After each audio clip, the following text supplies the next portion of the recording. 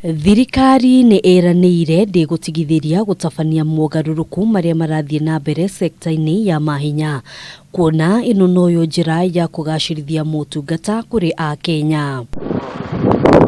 Kũringana na Minister wa mahinya Monica Juma, sekta ĩno ĩkoretwo ĩgũmĩirwo nĩ Ngukumio na nĩme arĩa hatarĩ wĩra marutaga ũndũ ũrĩa ũhotometie mĩrutĩre ya wĩra na ukinyaniria wa motungata kũrĩ mũingĩ. The sector has been saddled with a long history of weak governance structures, has been exposed to strong and growing external interest and portfolios, and a mismatch to a great degree in terms of the analysis between needs, generation, transmission and distribution. Juma augite kihuhukanio kia ica ikuhi kambuni-inĩ ya utambia wa hinya wa thitima ya Kenya Power ni kuhithũrĩtie mathĩna kĩondorita maria magũmĩire sekta ĩno, akiuga gĩkĩ no kĩambĩrĩria.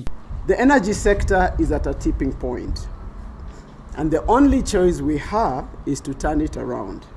And that is why I have said and wish to repeat this again: these reforms are irreversible. Hamwe na mogaruruku maria matanyĩtwo sekta-inĩ ĩno nĩ ũgayania wa motungata kũringana na honge itiganĩte nĩguo gũtigĩrĩra kũrĩ na wĩigĩrĩrĩki kuma kũrĩ maabithaa arĩa mehokeirwo gũkinyaniria motungata ngũrani.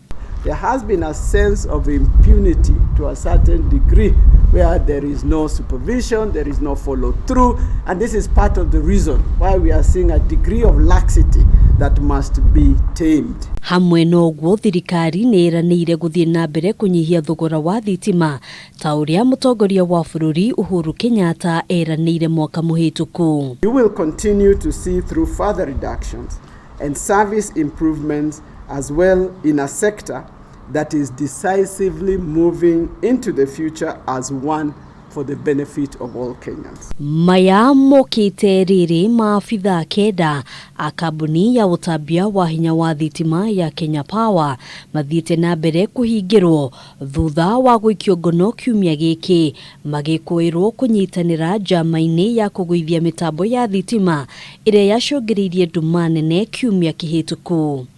Handũ-inĩ ha Kameme TV, njĩtagwo Ngina wa Wandĩrwa.